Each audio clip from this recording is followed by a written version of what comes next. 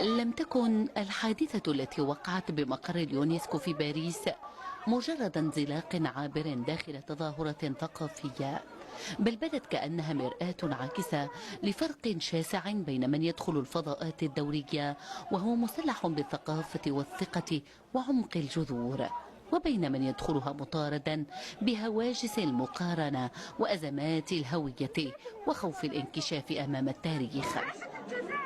ففي الوقت الذي جاءت فيه الجزائر إلى أسبوع إفريقيا حاملة معها ذاكرة قارة وألوان أمة وإرث حضارة ضاربة في أعماق الزمن، كان هناك من جاء مثقلا بعقد النقص وهوس السطو على ما لا يمكن تزييفه أو انتحاله.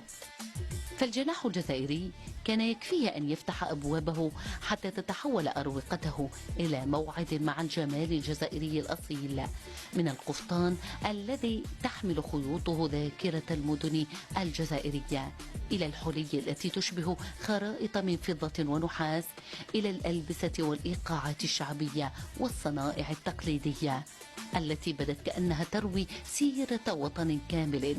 كل شيء كان يقول هذه هي الجزائر.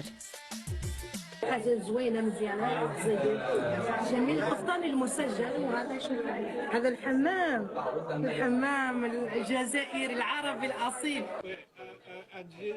تمتلك الجزائر تقاليد ثقافية عريقة، حتى عندنا في الموزمبيق التي أمثلها هنا كسفير في اليونسكو تعلمنا الكثير من الجزائر.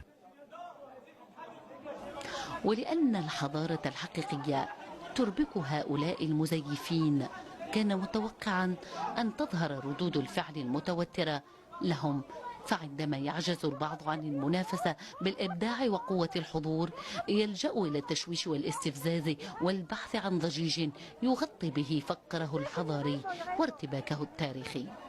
لقد كان المشهد فاضحا بكل المقاييس، الجزائريون يعرضون ثقافتهم بكل رقي وهدوء وثقة، فيما كان آخرون يركضون خلف المشاحنات والاستفزازات والبحث البائس عن لقطة تغطي عجزهم عن جذب الانتباه بشكل طبيعي.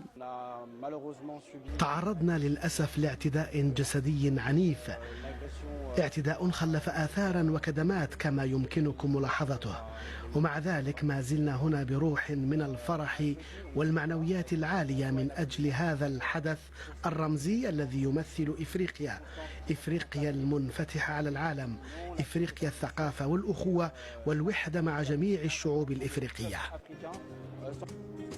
غير أن كل ذاك لم ينجح في حجب الصورة الأوضح في اليونسكو.